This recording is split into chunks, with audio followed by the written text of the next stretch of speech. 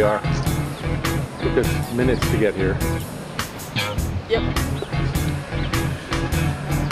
Minutes to you seems like 2 hours then.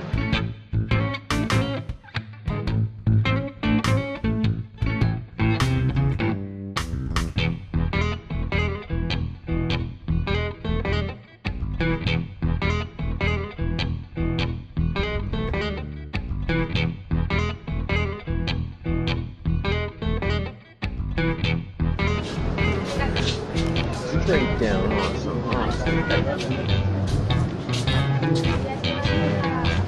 Pretty cool. Water intakes.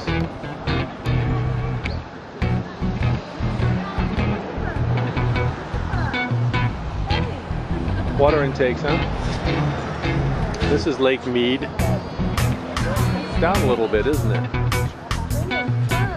Spillway on the Nevada side. So if the water gets too high, and apparently it was up to this level about 3 years ago, and it's slowly gone down. 3 years ago was not long ago.